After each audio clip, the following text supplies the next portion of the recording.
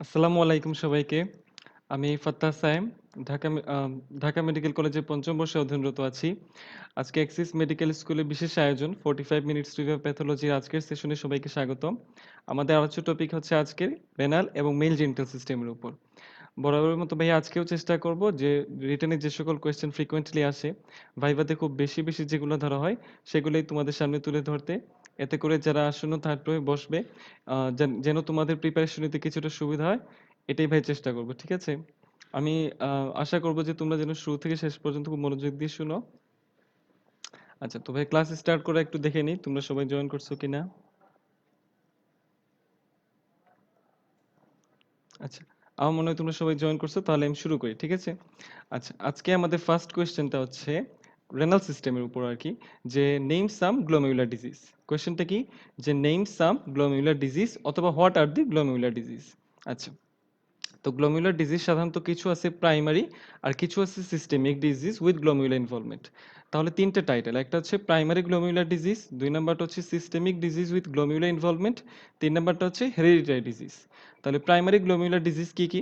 Primary glomerular disease হচ্ছে সাধারণত nephrotic syndrome, nephritic syndrome, rapidly progressive glomerulonephritis, immunoglobulin A nephropathy, তারপর হচ্ছে chronic glomerulonephritis, এই পাঁচটা। এবার আসো যে systemic disease with glomerular involvement, এগুলা কি কি?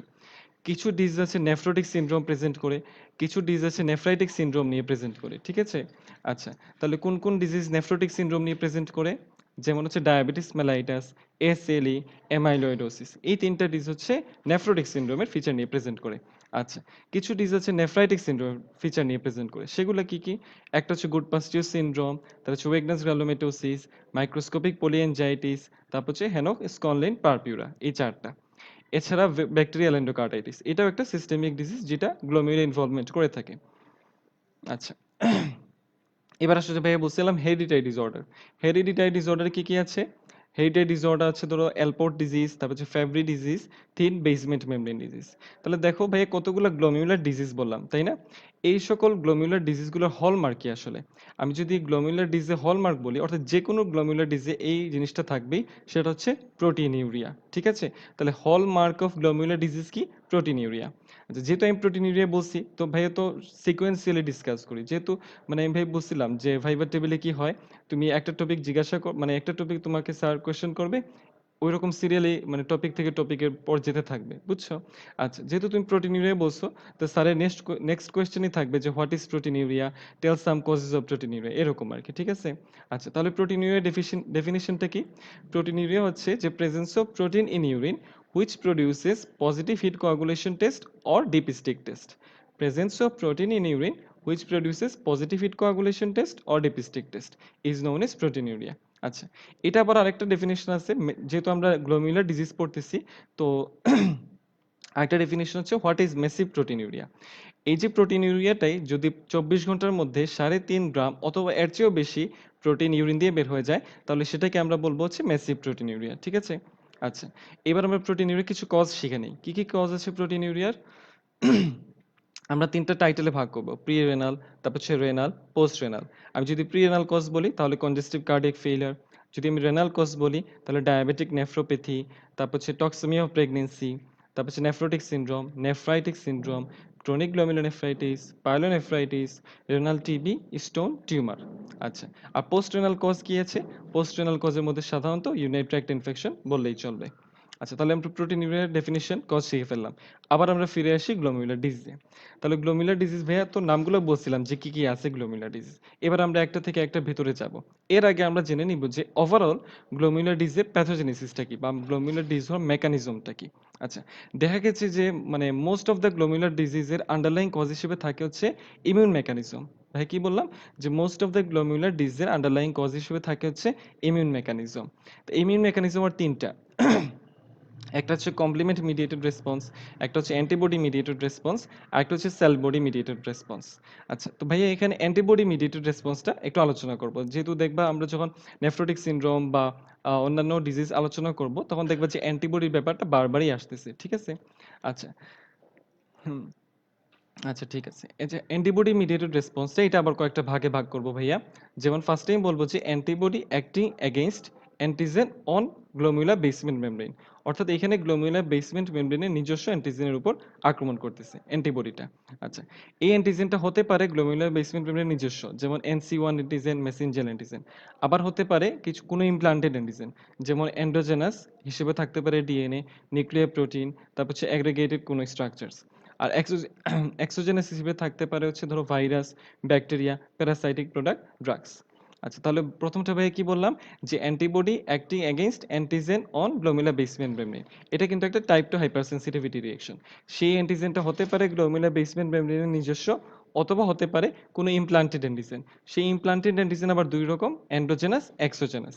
এন্ডোজেনাস বললে DNA, nuclear product, aggregated protein.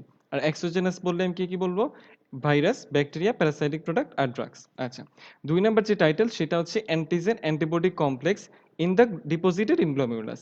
এটা হচ্ছে একটা টাইপ 3 হাইপারসেনসিটিভিটি রিঅ্যাকশন। তাহলে প্রথমটা ভাই বললাম হচ্ছে টাইপ 2 হাইপারসেনসিটিভিটি রিঅ্যাকশন, ২ নাম্বারটা ভাই বলবো হচ্ছে টাইপ 3 হাইপারসেনসিটিভিটি রিঅ্যাকশন। এখানেও যে অ্যান্টিজেন অ্যান্টিবডি কমপ্লেক্সটা ফর্মেশন হচ্ছে, এটাও ওই আগের মতোই, যে হতে পারে এটা এন্ডোজেনাস অ্যান্টিজেনের এগেইনস্টে ফর্মেশন হচ্ছে, অথবা এক্সোজেনাস অ্যান্টিজেনের এগেইনস্টে ফর্মেশন হচ্ছে। যেমন ধরো যদি এন্ডোজেনাস অ্যান্টিজেনের এগেইনস্টে ফর্মেশন হয়, তাহলে সাপোজ ডিএনএ ক্ষেত্রে যেমন ধরো হচ্ছে আমাদের এসএলই তে হয়। তারপর হচ্ছে ইমিউনোগ্লোবিলিন এ নেফ্রোপ্যাথির ক্ষেত্রে হচ্ছে, তাই না? আচ্ছা। আচ্ছা, এই যে গেল মানে হচ্ছে আমাদের, মানে আমরা যে দেখলাম যে অ্যান্টিবডিটা হচ্ছে রেনাল বেসমেন্ট গ্লোমেরুলার বেসমেন্ট মেমব্রেনের অ্যান্টিজেনের এগেইনস্টে কাজ করতে পারে, অথবা কোনো ইমপ্ল্যান্টেড অ্যান্টিজেনের এগেইনস্টে বাইন্ড করতে পারে, অথবা কোনো ইমিউন কমপ্লেক্সও ফর্মেশন করতে পারে। তাহলে আমরা বুঝবো কিভাবে যে রেসপন্সটা আসলে কার এগেইনস্টে হচ্ছে? আমরা একটা সিম্পল টেস্টের মাধ্যমে বুঝতে পারি, সেটা হচ্ছে ইমিউনোফ্লোরোসেন্স। আমরা যদি ইমিউনোফ্লোরোসেন্স করি, তাহলে যদি অ্যান্টিজেনটা গ্লোমেরুলার বেসমেন্ট মেমব্রেনের নিজস্ব হয়, তাহলে একটা লিনিয়ার ইমিউনোফ্লোরোসেন্স প্যাটার্ন পাওয়া যাবে। আর যদি সেটা ইমপ্লান্টেড অ্যান্টিজেন অথবা একটা ইমিউন কমপ্লেক্স হয়, তাহলে সাধারণত গ্রানুলার ইমিউনোফ্লোরোসেন্স প্যাটার্ন পাওয়া যাবে। এই ২ টা প্যাটার্ন একটু শিখে নিও, ঠিক আছে? আচ্ছা, এবার আমরা ইন্ডিভিজুয়াল ডিজিজ অনুযায়ী যাই। আচ্ছা, শুরুতেই শুরু করব হচ্ছে নেফ্রোটিক সিনড্রোম দিয়ে। নেফ্রোটিক সিনড্রোম কি? নেফ্রোটিক সিনড্রোম হচ্ছে একটা গ্লোমেরুলোপ্যাথি। যেহেতু গ্লোমেরুলার ডিজিজ, তাহলে সুতরাং নেফ্রোটিক সিনড্রোম হচ্ছে একটা glomerulopathy, which is characterized by derangement in capillary walls leading to increased permeability to albumin. বুঝছো? অর্থাৎ ক্যাপিলারি ওয়ালের ডেরেঞ্জমেন্ট হওয়ার কারণে অ্যালবুমিনের প্রতি পারমিয়াবিলিটিটা বেড়ে যায়। যার ফলে কি হয়? মেসিভ প্রোটিনিউরিয়া, হাইপোঅ্যালবুমিনেমিয়া, এছাড়া হচ্ছে তোমার হাইপারটেনশন, তারপর হচ্ছে হাইপারলিপিডেমিয়া আর লিপিডিউরিয়া। এই ৫ টা ফিচার থাকে সাধারণত নেফ্রোটিক সিনড্রোমে। ভাই তো আগেই বলে আসছি যে মেসিভ প্রোটিনিউরিয়া আমরা কখন বলবো? যখন ২৪ ঘন্টায় ৩.৫ গ্রাম অথবা এর চেয়ে বেশি প্রোটিন ইউরিন দিয়ে লস হয়ে যাবে, তখন তাকে আমরা বলবো হচ্ছে মেসিভ প্রোটিনিউরিয়া। আচ্ছা, এবারে আমরা শিখবো হচ্ছে নেফ্রোটিক সিনড্রোমের টাইপস বা নেফ্রোটিক সিনড্রোমে কি কি কজ আছে। আগের মতোই আমরা এখানেও প্রাইমারি কিছু সেকেন্ডারি কজ আছে। তাহলে প্রাইমারি কজগুলা কি কি? মিনিমাল চেঞ্জ ডিজিজ, তারপর হচ্ছে focal segmental glomerulosclerosis, membranous nephropathy, membrano proliferative glomerulonephritis, এই ৪ টা। আচ্ছা, এবার আসি আমরা সেকেন্ডারি কি কজ। সেকেন্ডারি কিছু কজ আছে, যেমন ড্রাগস। না, আগে আমরা যে সিস্টেমিক ডিজিজগুলো বলে নিই, যেমন ডায়াবেটিস মেলাইটাস, এসএলই, অ্যামাইলোইডোসিস। এবার আমরা আসবো হচ্ছে ড্রাগসে, যেমন NSAID, তারপর হচ্ছে পেনিসিলামাইন, তারপর হচ্ছে হিরোইন। আচ্ছা, এবার আসি আমরা কিছু ইনফেকশনও কিন্তু নেফ্রোটিক সিনড্রোম করতে পারে। সেগুলো কি কি? যেমন ম্যালেরিয়া, তারপর হচ্ছে হেপাটাইটিস বি, তারপর হচ্ছে এইচআইভি, ঠিক আছে? এরপর কিছু ম্যালিগনেন্সি, যেমন কার্সিনোমা, তারপর হচ্ছে লিম্ফোমা।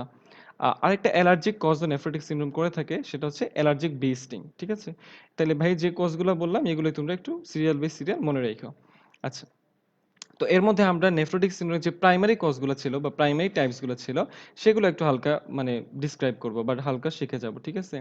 আচ্ছা, তো ফার্স্টে ভাই বলছিলাম হচ্ছে minimal change disease. Minimal change disease কি? দেখো নামেই আছে মিনিমাল চেঞ্জ ডিজিজ, তার মানে হচ্ছে এই ডিজিজে আসলে ওইরকম কোনো প্যাথোলজি থাকে না, এক্সেপ্ট ইলেকট্রন মাইক্রোস্কোপি যদি তুমি করো, তাহলে দেখা যাবে যে পডোসাইট ফুড প্রসেস যেগুলো থাকে, ওগুলোতে ফিউশন হয়ে যায়। বুঝছো? তাহলে আমরা বলবো যে এখানে হচ্ছে মিনিমাল চেঞ্জ ডিজিজ যেটা, সেটা হচ্ছে normal except on electron microscopy where porocyte food process fusion is present, ঠিক আছে? আচ্ছা, এই মিনিমাল চেঞ্জ ডিজিজ সাধারণত dominant cause of nephrotic syndrome in childhood. অর্থাৎ চাইল্ডহুডের ক্ষেত্রে যে নেফ্রোটিক সিনড্রোম হয়, তার ডমিনেন্ট কজ হচ্ছে মিনিমাল চেঞ্জ ডিজিজ। আচ্ছা, তাহলে এটা কি কারণে হতে পারে? জাস্ট ২ টা কজ মনে রাখবা, একটা হচ্ছে NSAID আর একটা হচ্ছে হেমাটোলজিক্যাল মেলিগনেন্সি লাইক লিম্ফোমা। আচ্ছা, এবার আসো ফোকাল সেগমেন্টাল গ্লোমেরুলোস্ক্লেরোসিস। সেটা কি? দেখো নামেই আছে কি সেগমেন্টাল আছে বা ফোকাল আছে আরেকটা আছে গ্লোমেরুলোস্ক্লেরোসিস। তাহলে ৩ টা নাম দিয়ে আমরা মনে রাখবো। অর্থাৎ এখানে কি হয় যে কিছু স্কার থাকে segmental scars in some glomeruli. যেহেতু আমি ফোকাল বলছি তাহলে আমি বলব যে সাম গ্লোমেরুলি নট অল। আচ্ছা, তাহলে segmental scars in some glomeruli also there is podocyte fusion ও পডোসাইট ফুড প্রসেস। ঠিক আছে? কিন্তু এখানে কোনো অ্যাকিউট ইনফ্লামেশন থাকে না। আচ্ছা, তাহলে এই ফোকাল গ্লোমেরুলার সেগমেন্টাল স্ক্লেরোসিসের কিছু কজ আছে সেগুলো কি, কি? ওইগুলো কিন্তু আমি অলরেডি কিছু বলে আসছি যখন নেফ্রোটিক সিন্ড্রোমের কজ বলি। এখন জাস্ট আলাদা, আলাদা করে বলতেছি যে কোনটার কি কজ। আচ্ছা, এর কজ হচ্ছে ধরো এইচআইভি ইনফেকশন, তারপর হচ্ছে হেরোইন মিসইউজ, ঠিক আছে? এগুলা। ক্রনিক মরবিড ওবেসিটি, হাইপারটেনশন, হুম? আচ্ছা, এবার আসি আমরা হচ্ছে মেমব্রেনাস নেফ্রোপ্যাথি, যেটা হচ্ছে dominant cause of nephrotic syndrome in adult. তাহলে মিনিমাল চেঞ্জ ডিজিজ ছিল বাচ্চাদের ক্ষেত্রে, আর অ্যাডাল্টের ক্ষেত্রে হচ্ছে মেমব্রেনাস নেফ্রোপ্যাথি। মেমব্রেনাস নেফ্রোপ্যাথিতে কি হয়? এখানে আমাদের যে গ্লোমেরুলার বেসমেন্ট মেমব্রেন থাকে সাধারণত এটা থিকেনিং হয়ে যায়। অর্থাৎ thickening of glomerular basement membrane due to increased matrix deposition and glomerulosclerosis. তাহলে ম্যাট্রিক্স ডিপোজিশন বেড়ে যাচ্ছে যার কারণে গ্লোমেরুলার বেসমেন্ট মেমব্রেনে থিকেনিং হচ্ছে। তাহলে এটা কেন হচ্ছে? আচ্ছা, এটা সাধারণত একটা কমপ্লিমেন্ট মিডিয়েটেড রেসপন্স। আচ্ছা, কমপ্লিমেন্ট মিডিয়েটেড যেহেতু তাহলে নিশ্চিত এখানে অ্যান্টিজেন অ্যান্টিবডি কমপ্লেক্স ফর্মেশন হচ্ছে।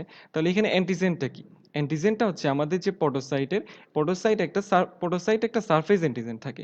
সেটা হচ্ছে ফসফোলাইপেজ A2 রিসেপ্টর 1। এর এগেইনস্টে অ্যান্টিবডি ফর্মেশন হয় যার কারণে এখানে একটা কমপ্লিমেন্ট মিডিয়েটেড রেসপন্স থাকে। আচ্ছা, এই মেমব্রেনাস নেফ্রোপ্যাথির কি, কি কজ আছে? যেমন ধরো হচ্ছে হেপাটাইটিস বি অ্যান্ড সি, তারপর হচ্ছে কিছু ড্রাগস যেমন পেনিসিলামাইন, NSAID, তারপর হচ্ছে হেভি মেটাল। হেভি মেটালের ক্ষেত্রে তোমরা মনে রাখতে পারো গোল্ড।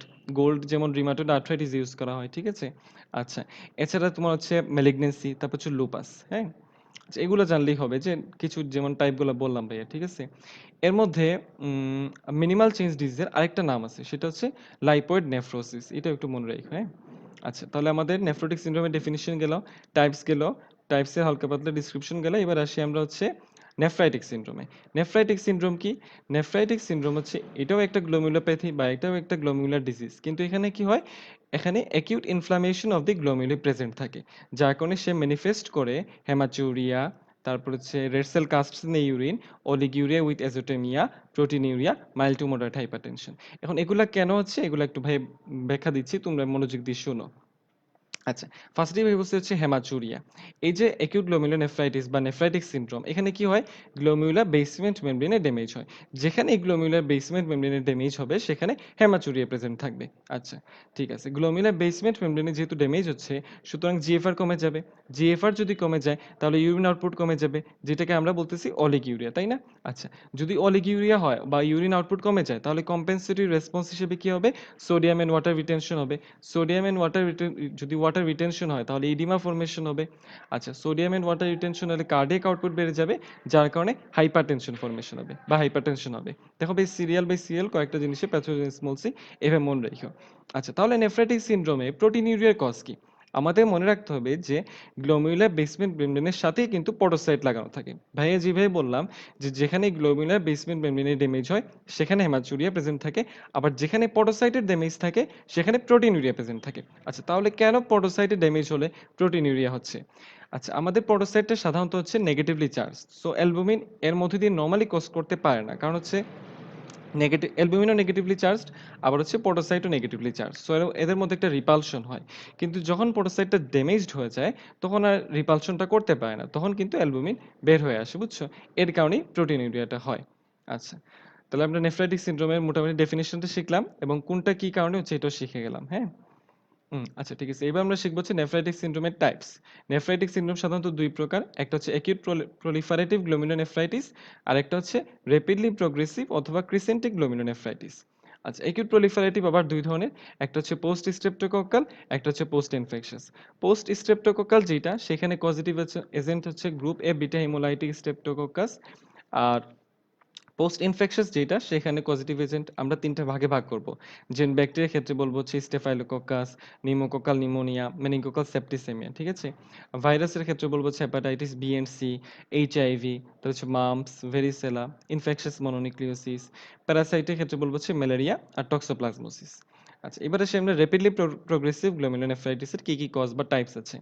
গুডপাস্টিয়ার সিনড্রোম, তারপর হচ্ছে ইমিউনোগ্লোবুলিন এ নেফ্রোপ্যাথি, তারপর হচ্ছে হেনোক্সকনলিন পারপিউরা, তারপর হচ্ছে আনকা মিডিয়েটেড গ্লোমেরুলোনেফ্রাইটিস যেগুলা, যেমন ওয়েগনাস গ্রানুলোমেটোসিস, মাইক্রোস্কিপ পলিএনজাইটিস, ঠিক আছে?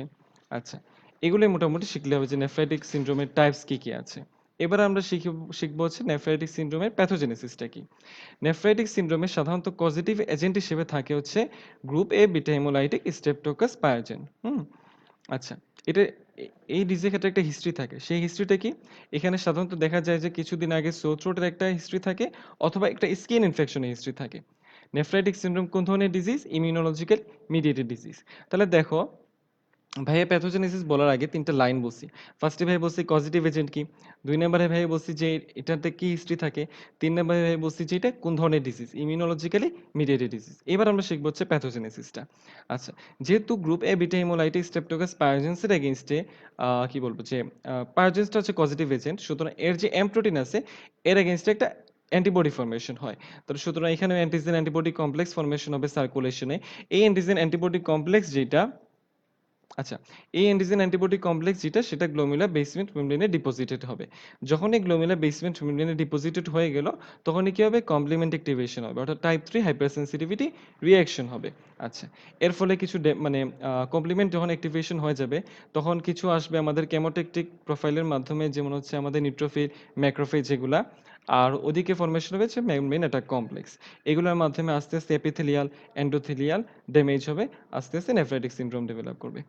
আচ্ছা, একজন কমেন্ট করছে হচ্ছে শান্তা মনে হয় কমেন্ট করছে মনে হয়। হ্যাঁ, যে নেফ্রাইটিক সিনড্রোমের টাইপস কি আছে? নেফ্রাইটিক সিনড্রোমের টাইপ ২ টা ভাবে বলছি। একটা হচ্ছে অ্যাকিউট প্রলিফারেটিভ গ্লোমেরুলোনেফ্রাইটিস, আরেকটা হচ্ছে rapidly progressive glomerulonephritis. Acute proliferative এর মধ্যে ভাবে বলছি হচ্ছে পোস্ট স্ট্রেপ্টোকোকাল আর পোস্ট ইনফেকশাস, আর র‍্যাপিডলি প্রগ্রেসিভ এর মধ্যে কয়েকটা বলছি। কষ্ট করে ওগুলো দেখে নিও, ঠিক আছে? ভাই আর বলতেছি না আবার। আচ্ছা, এখন নেফ্রাইটিক সিনড্রোমে আর নেফ্রোটিক সিনড্রোমের মধ্যে আমরা পার্থক্য শিখব। ফার্স্টে আমরা শিখব যে আমরা যদি ইউরিনের ফাইন্ডিংস অনুযায়ী পার্থক্য করি সেটা, তারপর আমরা শিখব যে ক্লিনিক্যাল ফাইন্ডিংস অনুযায়ী। ফার্স্টে আমরা তাহলে ইউরিনারি ফাইন্ডিংস এর উপর যদি পার্থক্য করি, তাহলে সেটার উপর আমরা ৩ টা টাইটেল করব। একটা হচ্ছে ফিজিক্যাল ফাইন্ডিংস, তারপর হচ্ছে কেমিক্যাল ফাইন্ডিংস, আর একটা হচ্ছে মাইক্রোস্কোপিক ফাইন্ডিংস। আমরা যদি ফিজিক্যাল ফাইন্ডিংস এর কথাটা দেখি, তাহলে নেফ্রাইটিক সিনড্রোমে দেখা যাবে যে ইউরিন আউটপুট যেটা এটা মার্কেটলি রিডিউসড হয়। অর্থাৎ ২০০ থেকে ৪০০ এমএল এ চলে আসে। নেফ্রাইটিক সিনড্রোমের ক্ষেত্রে ইউরিন কালারটা যেটা এটা সাধারণত হাই কালার থাকে, অর্থাৎ ডার্ক রেড অথবা স্মোকি একটা কালার থাকে। আচ্ছা, এছাড়া নেফ্রাইটিক সিনড্রোমের ক্ষেত্রে দেখা যায় কেমিক্যাল যদি আমরা ইয়েটা বলি, ফাইন্ডিংসটা বলি, এখানে সাধারণত মাইল্ড টু মডারেট প্রোটিনিউরিয়া থাকে, কিন্তু নেফ্রোটিক সিনড্রোমে মেসিভ প্রোটিনিউরিয়া থাকে। এছাড়া নেফ্রাইটিক সিনড্রোম মাইক্রোস্কোপিক যে টাইটেলটা, এটা যদি আমরা আসি, এখানে দেখা যাবে যে রেড সেল প্লেন্টি প্রেজেন্ট থাকে, তারপর হচ্ছে red cell cast, granular cast present থাকে, কিন্তু ওইদিকে নেফ্রোটিক সিনড্রোমে হায়ালিন কাস্ট প্রেজেন্ট থাকে, ঠিক আছে? আচ্ছা, এবার আমরা শিখব হচ্ছে ক্লিনিক্যাল ডিফারেন্সটা। নেফ্রাইটিক সিনড্রোমের যে অনসেট এটা সাধারণত সাডেন হয়, ওইটাতে হয় গ্রাজুয়াল। নেফ্রাইটিক সিনড্রোমের এজ গ্রুপটা থাকে 5 to 12 ইয়ার্স, নেফ্রোটিক সিনড্রোমে থাকে 2 to 6 ইয়ার্স। নেফ্রাইটিক সিনড্রোমের সাধারণত একটা প্রিসিডিং হিস্ট্রি থাকে, যেমন সোর থ্রোট ইনফেকশন অথবা স্কিন ইনফেকশন, কিন্তু নেফ্রোটিক সিনড্রোমে ওগুলা কিছু থাকে না। আচ্ছা, নেফ্রাইটিক সিনড্রোমে যেমন ইডিমা যেটা সেটা সাধারণত পাফি ফেস আর অ্যাঙ্কেল ইডিমা এগুলাই থাকে। কিন্তু নেফ্রোটিক সিনড্রোমের ইডিমাটা জেনারেলাইজড হতে পারে। যেহেতু জেনারেলাইজড ইডিমা হচ্ছে, তাহলে এসআইটিস এর চান্স কিন্তু নেফ্রোটিক সিনড্রোমে লাইকলি। আচ্ছা, এছাড়া আমরা যদি ইউরিনারিমির কথা বলি, একটু আগে যেরকম ভাই বলে আসলাম, ওই ফাইন্ডিংস গুলো আবার বলতে পারবা, ঠিক আছে? ইউরিন কালার যদি বলি, তাহলে এখানে হচ্ছে হাই কালার, ওইটা হচ্ছে নরমাল কালার। তারপর এখানে নেফ্রাইটিক সিনড্রোমে সেরাম অ্যালবুমিন, সেরাম কোলেস্টেরল এগুলো নরমাল থাকবে। কিন্তু নেফ্রোটিক সিনড্রোমে সেরাম অ্যালবুমিন কমে যাবে, সেরাম কোলেস্টেরল বেড়ে যাবে, ঠিক আছে? নেফ্রোটিক সিনড্রোমে প্রোটিনুরিয়া মেসিভ থাকবে, কিন্তু নেফ্রাইটিক সিনড্রোমে হেমাচুরিয়া প্রেজেন্ট থাকবে।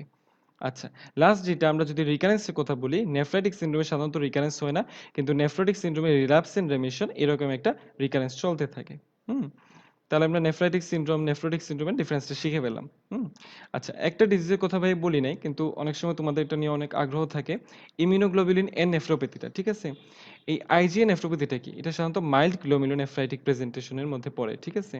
আচ্ছা, এটা বেশ সহজভাবে বলি যেন তোমরা, যেহেতু এটা রিটেনে আসে না, তো ভাইবা বললে যেন একটা আনসার দিতে পারো আরকি, ঠিক আছে?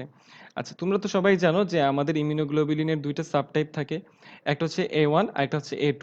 A1 যেটা, এটা আমাদের লাংস, তারপর হচ্ছে জিআইটি, ইউরিনারি ট্র্যাক্ট, এই ৩ টা জায়গাতে প্রেজেন্ট থাকে। তো যখন একটা ইনফেকশন হয়, তখন এই নরমাল ইমিউনোগ্লোবুলিন এটাই বা A1 টাই অতিরিক্ত আকারে মানে ফরমেশন হতে থাকে।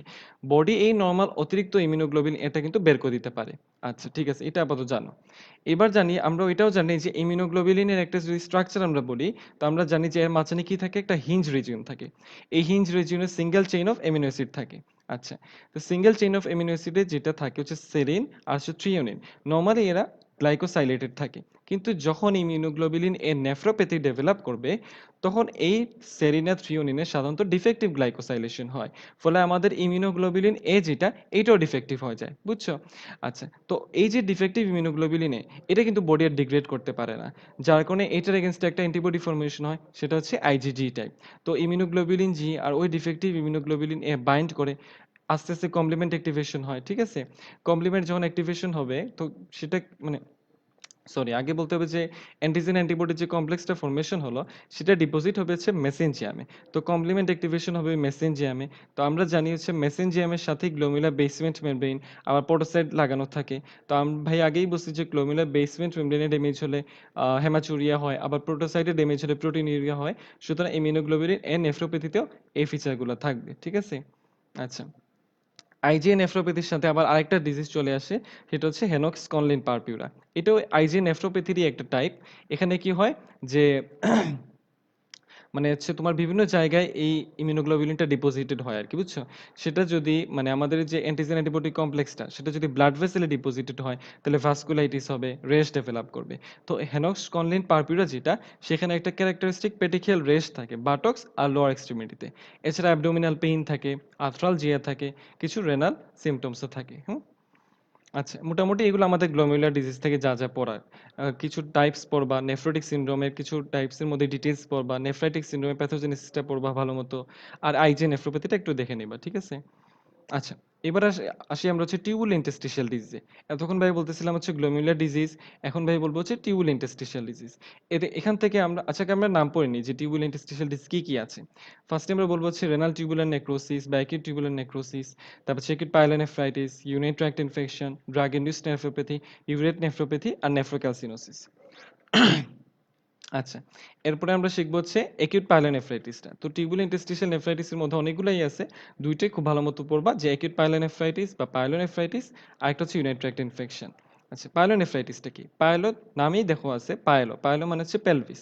তাহলে inflammation affecting the renal tubules, interstitium and pelvis of the kidney. ঠিক আছে?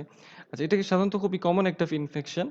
এটা আবার ২ টা ভাগে বিভক্ত। একটা হচ্ছে অ্যাকিউট পাইলোনেফ্রাইটিস, আরেকটা হচ্ছে ক্রনিক পাইলোনেফ্রাইটিস। অ্যাকিউট পাইলোনেফ্রাইটিস যেটা, সেখানে সাধারণত ব্যাকটেরিয়াল ইনফেকশন থাকে। কিন্তু ক্রনিক পাইলোনেফ্রাইটিস যেটা, এটার একটু কমপ্লেক্স ডিসঅর্ডার। এখানে যদিও ডমিন্যান্ট কজ হিসেবে ব্যাকটেরিয়াল ইনফেকশন থাকে, কিন্তু কিছু রিফ্লেক্স যেমন ভেসিকো ইউরেটরিক রিফ্লেক্স আর হচ্ছে তোমার অবস্ট্রাকশন, এই ২ টার কারণে repeated episodes of acute pyelonephritis হতে থাকে। ঠিক আছে? আচ্ছা, যেহেতু ভাই বলতেছি যে এখানে হচ্ছে ব্যাকটেরিয়াল কজ থাকে, সুতরাং ব্যাকটেরিয়াগুলোর নাম শিখতে হবে। সেগুলো কি, কি? এশেরিয়া কোলাই, তারপর হচ্ছে তোমার প্রোটিয়াস, ক্ল্যাবশিয়েলা, এন্টেরোব্যাক্টার, স্ট্রেপ্টোকাস ফিকালিস, স্টেফাইলোকোকাস, কিছু ভাইরাস আছে যেমন পোলিওমা ভাইরাস, তারপর হচ্ছে সাইটোমেগালো ভাইরাস, হ্যাঁ, এডিনোমা ভাইরাস, এগুলা। আচ্ছা, তাহলে এই পাইলোনেফ্রাইটিসটা কিভাবে আসলে ইনফেকশন করে? ২ টা রুটে। একটা হচ্ছে হেমাটোজেনাস, আর একটা হচ্ছে অ্যাসেন্ডিং ইনফেকশন। মানে লোয়ার জেনিটাল ট্র্যাক্ট থেকে অ্যাসেন্ডিং করে থাকে। তো এই অ্যাসেন্ডিং ইনফেকশন যেটা, সেটা প্যাথোজেনিসটা রিটেনে আসে। ঠিক আছে? আচ্ছা, এটা একটু শিখে নিই আমরা। আচ্ছা, সাধারণত অ্যাসেন্ডিং ইনফেকশন ৩ টা ব্যাকটেরিয়া করে। একটা হচ্ছে এশেরিয়া কোলাই, তারপর হচ্ছে প্রোটিয়াস, আর একটা হচ্ছে এন্টেরোব্যাক্টার। আচ্ছা, এগুলা কি করে? ফার্স্টে তারা কলোনাইজ করে, যে colonisation of the organisms in the distal urethra and introitus. আচ্ছা, এখান থেকে কি করে? তারা ব্লাডারে যায়। তাহলে ব্লাডারে কিভাবে যায়? ধরো কোনো কারণে ক্যাথেটারাইজেশন হইলো অথবা অন্য কোনো ইন্সট্রুমেন্টেশন হইলো, সেইখান থেকে আমরা যে ডিস্টাল ইউরেথ্রাতে তারা কলোনাইজ করছিল, সেইখান থেকে তারা ব্লাডারে চলে আসবে। আচ্ছা, ব্লাডারে যখন চলে আসবে, আস্তে, আস্তে ইউরিনারি অবস্ট্রাকশন হবে এবং ইউরিনের স্টেসিস হয়ে যাবে। অর্থাৎ urinary obstruction and stasis of urine. এটা যখন হয়ে গেল, তখন ব্যাকটেরিয়া যেটা অলরেডি প্রবেশ করছিল, সেটা আরো মাল্টিপ্লিকেশন হতে থাকবে উইথআউট বিং ফ্লাশড আউট। অর্থাৎ urinary obstruction and stasis of urine favours multiplication of the bacteria without being ফ্লাশড out or মানে রিলিজড। আচ্ছা, ব্যাকটেরিয়া এখানেই থাকবে। এরপরে যে আমরা একটু আগে রিফ্লাক্সের কথা বলছিলাম যে ভেসিকো ইউরেটরিক রিফ্লাক্স, সে কি করবে ওই ব্যাকটেরিয়াটাকে ব্লাডার থেকে কি করবে রেনাল পেলভিসে নিয়ে যাবে। তারপর আরেকটা রিফ্লাক্স ইন্ট্রারেনাল রিফ্লাক্স, ইন্ট্রারেনাল রিফ্লাক্সের মাধ্যমে ব্যাকটেরিয়াটা পেলভিস থেকে রেনাল প্যারেনকাইমায় চলে যাবে, বুঝছো, বা রেনাল পেলভিসে চলে যাবে। আচ্ছা, তাহলে আমরা ফার্স্টে শিখলাম যে কলোনাইজেশন হলো ব্যাকটেরিয়া। তারপরে আমরা বললাম যে ব্লাডারে গেল ক্যাথেটারাইজেশন অথবা অন্য কোনো ইনস্ট্রুমেন্টেশনের মাধ্যমে। তারপর আমরা বললাম যে ইউরিনারি অবস্ট্রাকশন এবং স্টেসি অফ ইউরিনের মাধ্যমে ব্যাকটেরিয়া মাল্টিপ্লিকেশনটা ফেভার হলো। তারপরে বললাম যে দুইটা রিফ্লাক্সের কথা, একটা হচ্ছে ভেসিক ইউরেটরিক রিফ্লাক্স, আর একটা হচ্ছে ইন্ট্রারেনাল রিফ্লাক্স। ভেসিক ইউরেটরিক রিফ্লাক্সের কারণে সে গেল পেলভিসে, আর ইন্ট্রারেনাল রিফ্লাক্সের কারণে সে গেল রেনাল প্যারেনকাইমাতে, ঠিক আছে। আচ্ছা, এবার আমরা শিখবো যে এই অ্যাকিউট পাইলোনেফ্রাইটিসের কমপ্লিকেশন কি কি। তিনটা কমপ্লিকেশন, একটা হচ্ছে পেপিলারি নেক্রোসিস, একটা হচ্ছে পায়োনেফ্রোসিস, আর একটা হচ্ছে অ্যাবসেস। এই তিনটা হচ্ছে অ্যাকিউট পাইলোনেফ্রাইটিসের কমপ্লিকেশন। আচ্ছা, তাহলে অ্যাকিউট পাইলোনেফ্রাইটিসে গেল। নেক্সট যে টিউবুলার ইন্টারস্টিশিয়াল ডিজিজ সেটা হচ্ছে ইউনারি ট্র্যাক্ট ইনফেকশন।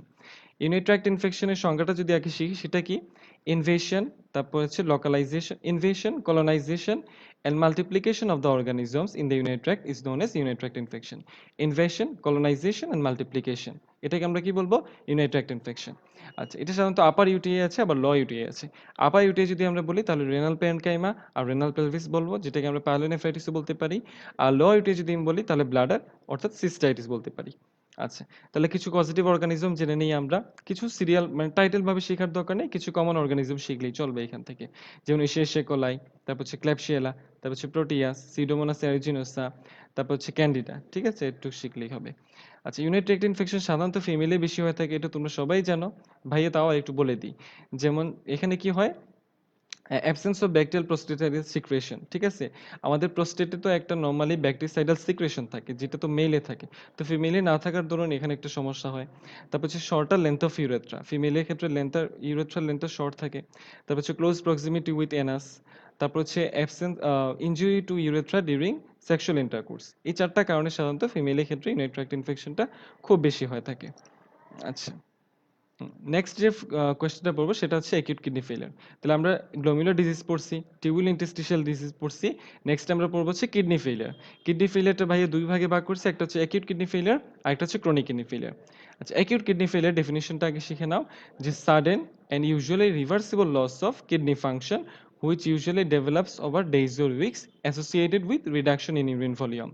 আচ্ছা, তাহলে কি বললাম, sudden and usually reversible loss of kidney function associated with reduction in urine volume, ঠিক আছে। আচ্ছা, এটা কজটা শিখতে হবে যে প্রি রেনাল, তারপর হচ্ছে renal, post renal. Pre renal কি কজ হিসেবে কি কি থাকে, প্রি রেনাল কজ হিসেবে ধরো কনজেস্টিভ কার্ডিয়াক ফেলিয়ার, তারপর হচ্ছে ব্লাড লস, তারপর হচ্ছে fluid loss, renal artery stenosis. Renal cause হিসেবে গ্লোমেরুলার ডিজিজ, ইন্টারস্টিশিয়াল নেফ্রাইটিস আর অ্যাকিউট টিউবুলার নেক্রোসিস, ঠিক আছে। আর পোস্ট রেনাল কজ হিসেবে ধরো আমাদের হচ্ছে অবস্ট্রাকশন, ধরো স্টোন, টিউমার অথবা প্রোস্টেটিক এনলার্জমেন্টের কারণে। আচ্ছা, এখানে একটা ইন্টারেস্টিং কোয়েশ্চেন আছে যে আমরা কিভাবে মানে বুঝবো যে কোনটা হচ্ছে আমাদের মানে আমাদের যে অ্যাকিউট কিডনি ফেলিয়ারটা হচ্ছে এটা কোন কজে হচ্ছে, যে প্রি রেনাল কজে হচ্ছে নাকি রেনাল কজে হচ্ছে। আচ্ছা, আমি একটা মানে বলি, উদাহরণ দিই বা ব্যাখ্যা দিই, তোমরা মনোযোগ দিয়ে শুনো।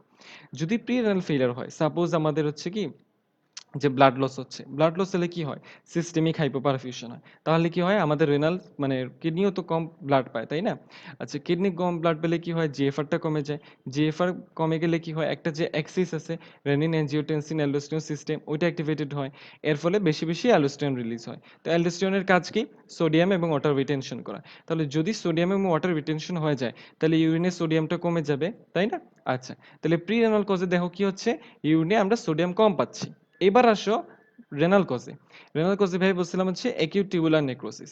অ্যাকিউট টিউবুলার নেক্রোসিস ধরো বিভিন্ন কারণে হতে পারে, যেমন অ্যামিনোগ্লাইকোসাইড, তারপর হচ্ছে লেড, তারপর হচ্ছে অন্য কোনো ড্রাগ অথবা ইস্কেমিয়া, এই তিনটা কারণে ধরো অ্যাকিউট টিউবুলার নেক্রোসিস হতে পারে। আচ্ছা, অ্যাকিউট টিউবুলার নেক্রোসিস হলে কি হবে, আচ্ছা, ধরো আমাদের যে টিউবুলার মানে অ্যাকিউট টিউবুলার নেক্রোসিস সেখানে ড্যামেজ হবে। যদি টিউবুলে ড্যামেজ হয় তাহলে টিউবুল থেকে কি হবে, shedding of tubular epithelial cell. এই যখন টিউবুলার এপিথেলিয়াল সেলের শেডিং হয়ে যাবে তখন সেখানে একটা গ্রানুল ফর্মেশন হবে। যখন গ্রানুল ফর্মেশন হবে, যখন টিউবুলটা ব্লকড হয়ে যাবে, টিউবুলটা ব্লক হয়ে গেলে টিউবুলার প্রেসার বেড়ে যাবে, জিএফআরটা কমে যাবে, যার কারণে অলিগিউরিয়া পাবো আমরা। আচ্ছা, যেহেতু টিউবুলার সেলের বা টিউবুলার এপিথেলিয়ামের ড্যামেজ হলো, তখন অর্থাৎ টিউবুলের যে রিঅ্যাবজর্পটিভ ক্যাপাসিটি সেটা কিন্তু কমে গেল, তাই না। তো আমরা যেরকম প্রিরেনাল কজে দেখে আসছিলাম সোডিয়াম এবং ওয়াটার রিটেনশন হচ্ছে, রেনাল কজে কিন্তু যেহেতু টিউবুলার রিঅ্যাবজর্পটিভ ক্যাপাসিটি কমে গেছে, এখানে কিন্তু আর মানে সোডিয়াম আর ওয়াটার রিটেনশন হবে না। এখানে আমাদের ইউরিন দিয়ে বেশি বেশি ওয়াটার এবং সোডিয়াম বের হয়ে যাবে। তাহলে আমরা প্রি রেনাল কজে দেখে আসছিলাম সোডিয়াম কনসেন্ট্রেশন কমে গিয়েছিল ইউরিনে, আর রেনাল কজে দেখতেছি ইউরিনে সোডিয়াম কনসেন্ট্রেশনটা বেড়ে গেছে। তাহলে এই যে আমরা ইউরিনে সোডিয়াম কনসেন্ট্রেশনের একটা ব্যাপার, সেটা দিয়ে আমরা বুঝতে পারি যে প্রি রেনাল কজ কোনটা, মানে রেনাল ফেইলিয়ারটা কি প্রি রেনাল কজে হচ্ছে নাকি রেনাল কজে হচ্ছে। ঠিক আছে, এটা একটু মনে রাখি, হ্যাঁ। আচ্ছা, এবার আমরা আসি হচ্ছে ক্রনিক রেনাল ফেইলিয়ার। জাস্ট একটু অ্যাকিউট কিডনি ফেইলিয়ার সম্পর্কে জানলেই চলবে, এর চেয়ে বেশি জানা লাগবে না। আচ্ছা, ক্রনিক কিডনি ডিজিজ বা ক্রনিক রেনাল ফেইলিয়ার কি? ধরো হচ্ছে ক্রনিক কিডনি ডিজিজ হচ্ছে প্রেজেন্স অফ ডিমিনিশড জিএফআর। কতটুকু? Presence of diminished GFR less than হচ্ছে 1.7, না সরি, আচ্ছা, presence of diminished GFR less more than 3 months, অথবা একটা পারসিস্টেন্ট অ্যালবুমিনুরিয়া থাকে। ঠিক আছে? আচ্ছা, তাহলে ভাই কি বললাম যে ক্রনিক কিডনি ডিজিজ অথবা ক্রনিক রেনাল ফেইলিয়ার হচ্ছে একটা ডিমিনিশড জিএফআর। কতদিন ধরে? মোর দেন 3 মান্থস ধরে। সেই জিএফআরটা কত? লেস দেন 60 পার 1.73 পার মিটার স্কয়ার, সেটাই হচ্ছে আমাদের ডিমিনিশড জিএফআর, অথবা একটা পারসিস্টেন্ট অ্যালবুমিনুরিয়া থাকে। এই ক্রনিক রেনাল ফেইলিয়ার কিছু কজ থাকে, যেমন ডায়াবেটিস মেলাইটাস, তারপর হচ্ছে ইন্টারস্টিশিয়াল ডিজিজ, তারপর হচ্ছে গ্লোমেরুলার ডিজিজ, সিস্টেমিক হাইপারটেনশন, কিছু ইনফ্লামেটরি ডিজিজ যেমন হচ্ছে এসএলই, তারপরে আরো কিছু কজ আছে, এগুলো একটু দেখে নিও তোমরা। আচ্ছা, এরপরে আসি আমরা হচ্ছে ক্রনিক রেনাল ডিজিজ গেল, এরপরে আমরা কিছু সিস্টিক ডিজিজ শিখি। তাহলে ভাইয়া ফার্স্টের দিকে বলছিলাম হচ্ছে গ্লোমেরুলার ডিজিজ, তারপর হচ্ছে টিউবুল ইন্টারস্টিশিয়াল ডিজিজ। এবার আমরা শিখতেছি কি, যে কিছু cystic disease of kidney. Sir এইভাবে কোশ্চেন করতে পারে যে name some cystic disease of kidney. কি কি বলবা? যেমন অটোসোমাল পলিসিস্টিক কিডনি ডিজিজ বলবা।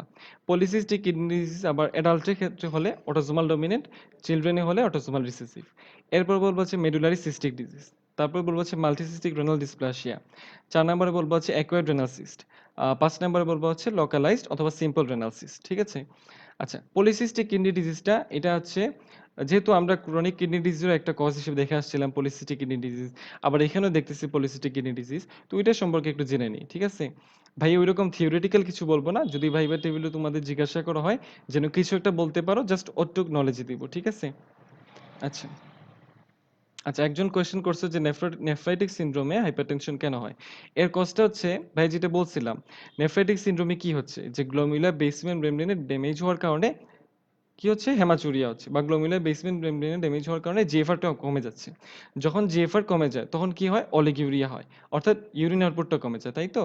তো কম্পেনসেটরি রেসপন্স হিসেবে কি হয়, সোডিয়াম এন্ড ওয়াটার রিটেনশন হয়।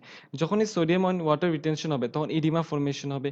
ইডিমা ফর্মেশন হলে কার্ডিয়াক আউটপুটটা বেড়ে যাবে। এই কার্ডিয়াক আউটপুট বাড়ার কারণেই কিন্তু হাইপারটেনশন তৈরি হয়। ঠিক আছে? আচ্ছা, ভাই কি বলতেছিলাম হচ্ছে পলিসিস্টিক কিডনি ডিজিজটা। পলিসিস্টিক কিডনি ডিজিজ হচ্ছে একটা অটোসোমাল ডমিনেন্ট ডিজিজ, বিশেষ করে অ্যাডাল্টের ক্ষেত্রে।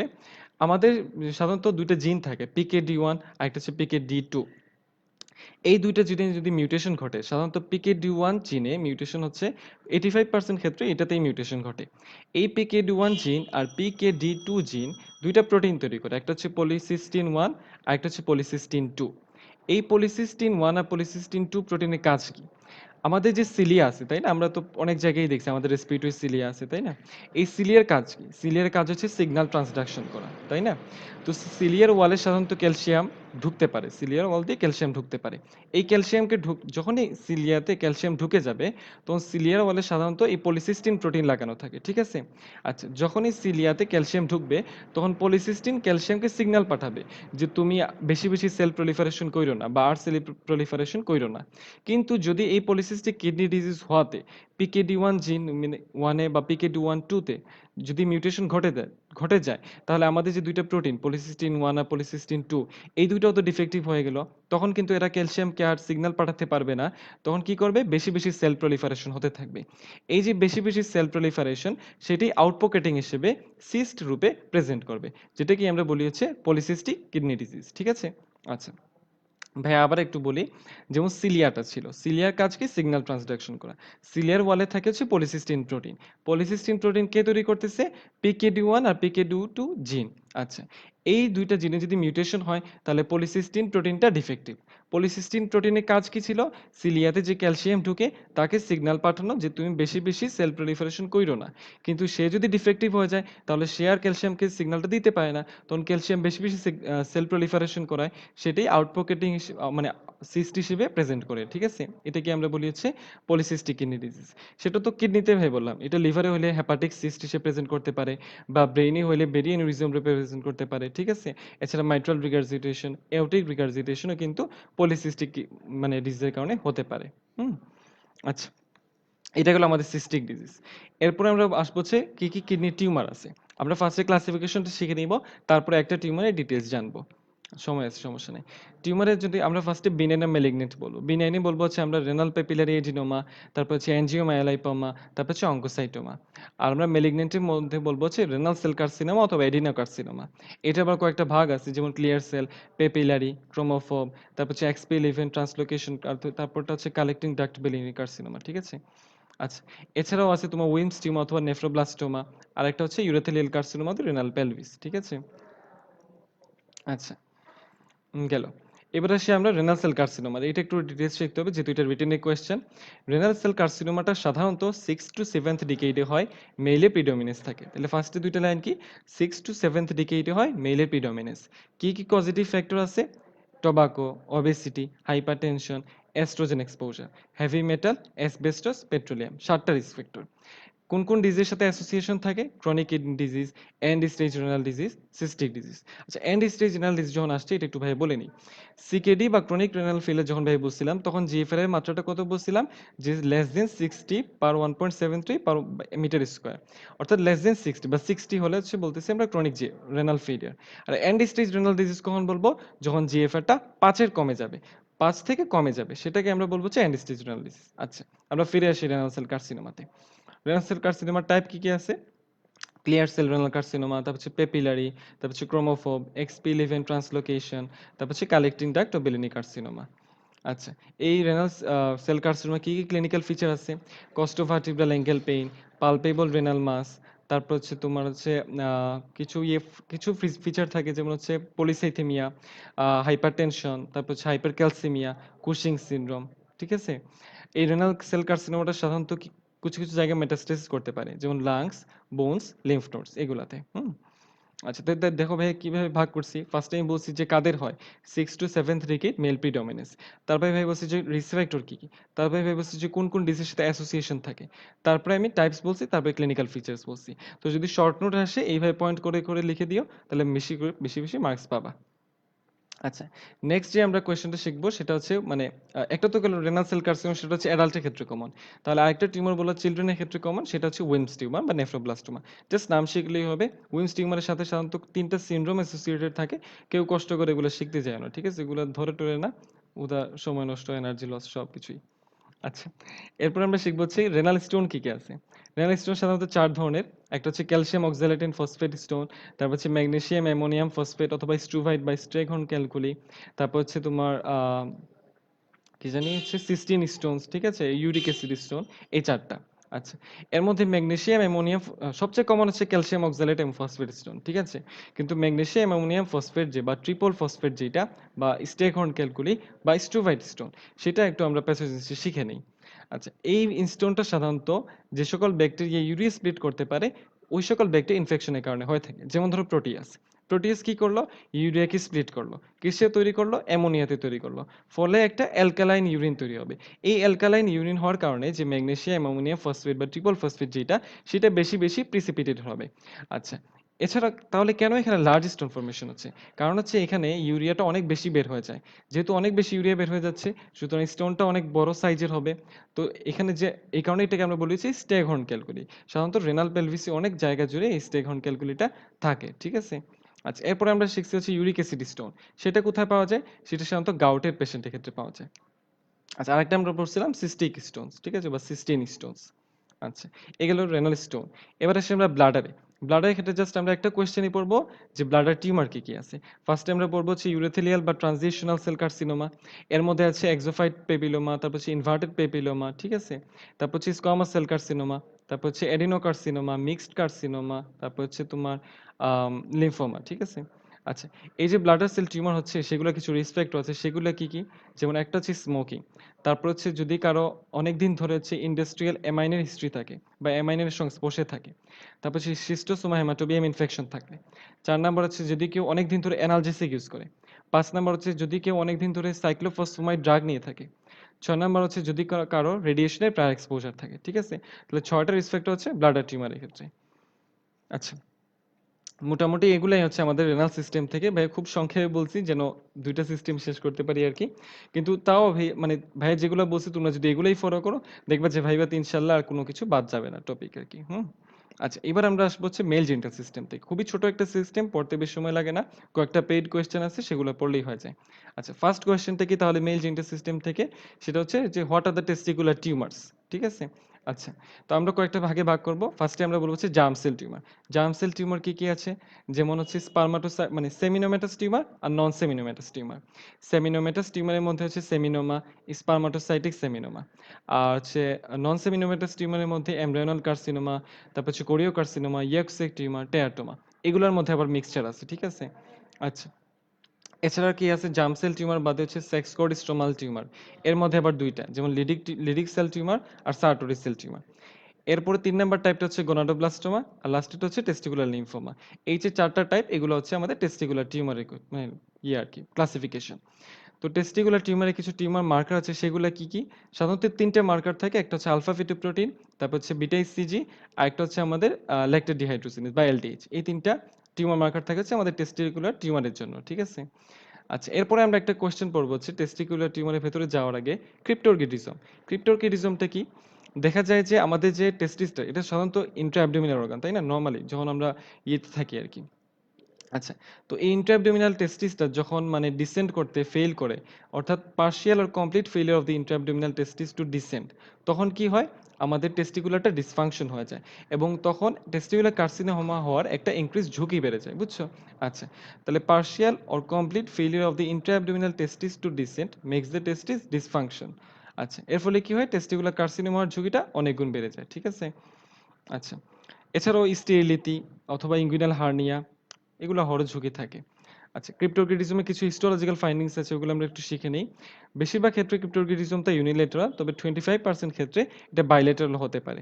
এছাড়া যদি আমি মাইক্রোস্কোপিক ফাইন্ডিংস গুলা বলি, দেখা যায় যে শুরুতেই জার্ম সেলের ডেভেলপমেন্টের অ্যারেস্ট ঘটে যায়, মার্কড হায়ালিনাইজেশন হয়, তারপর হচ্ছে তোমার বেসমেন্ট মেমব্রেনের থিকেনিং হয়ে যায়, increase in interstitial stroma, Leydig cells আর প্রমিনেন্ট, প্রগ্রেসিভ টিউবুলার অ্যাট্রফি, টেস্টিসটা আস্তে আস্তে ছোট হতে থাকে, ফার্ম হতে থাকে, ঠিক আছে?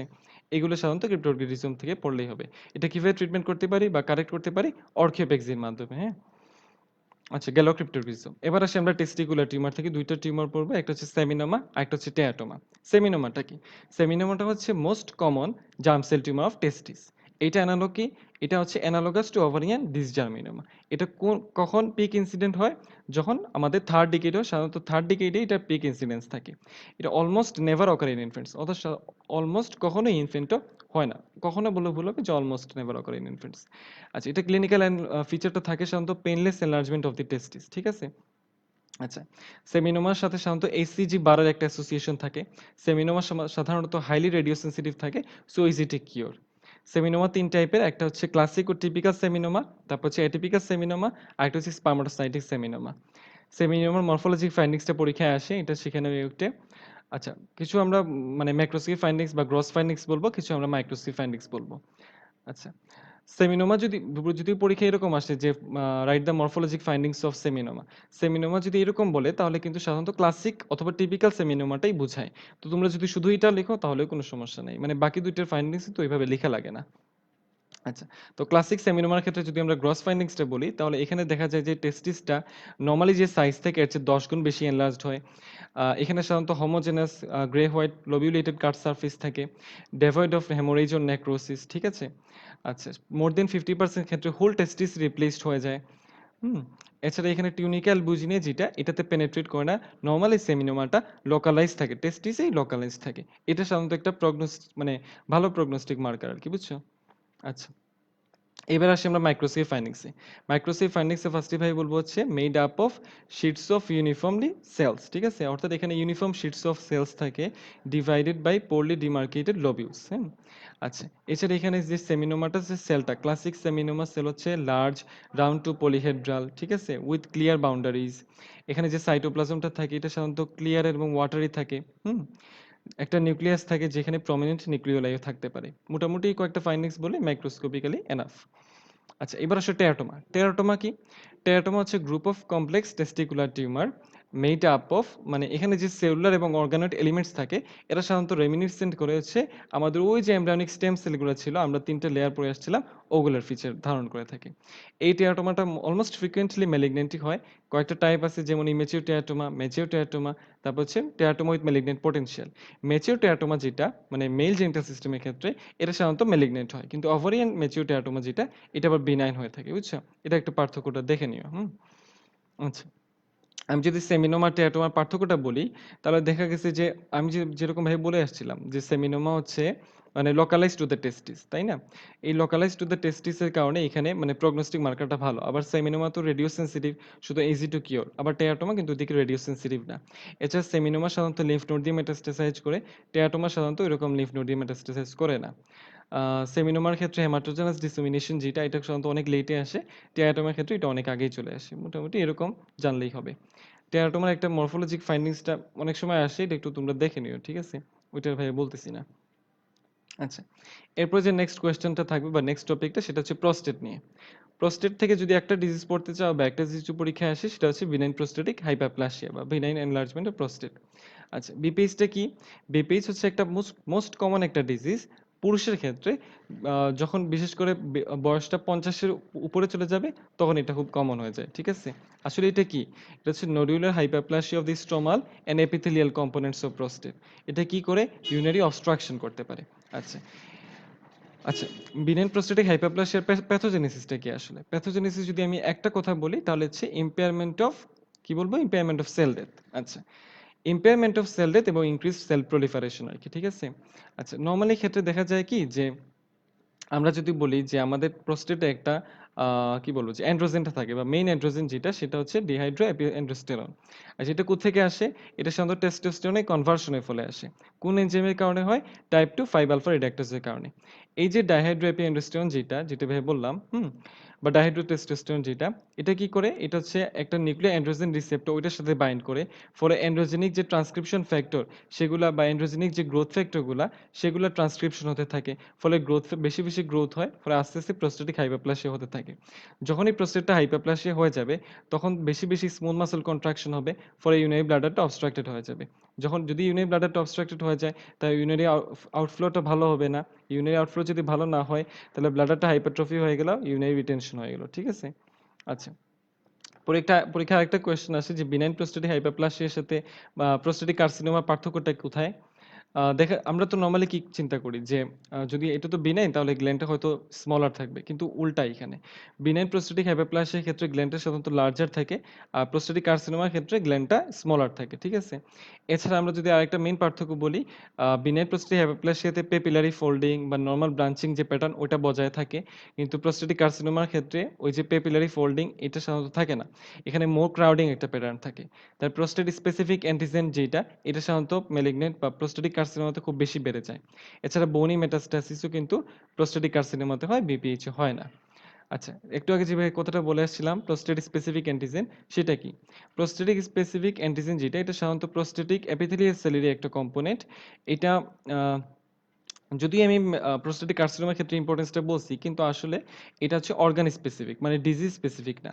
দেখা গেছে যে প্রোস্টেটিক কার্সিনোমা প্রোস্টেটিক কার্সিনোমাতে যেরকম বাড়তেছে ঠিক তেমনি বিপিএইচও বাড়ে। এছাড়া প্রোস্টেটাইটিস, তারপর হচ্ছে ইনফার্ক্ট, ইনস্ট্রুমেন্টেশন, ইজাকুলেশন, এগুলোর ক্ষেত্রেও দেখা যায় যে প্রোস্টেট স্পেসিফিক অ্যান্টিজেনটা বাড়তেছে। সুতরাং এটা যেহেতু ডিজিজ স্পেসিফিক না, তো আমাদের ওইরকম আসলে ফায়দাটা হয় না আরকি। কিন্তু তাও দেখা গেছে যে মনিটরিং অফ দ্য ডিজিজ, তারপর হচ্ছে রেসপন্স টু ট্রিটমেন্ট, এছাড়া ডায়াগনোসিস, সবকিছুতেই কিন্তু প্রোস্টেট স্পেসিফিক অ্যান্টিজেনটা অনেক গুরুত্বপূর্ণ।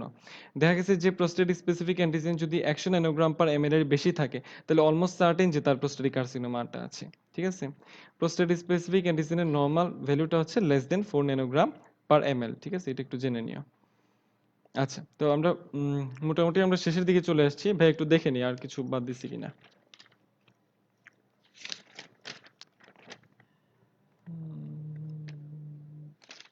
আচ্ছা, আমার মনে হয় আমি কিছু বাদ দিইনি। ঠিক আছে?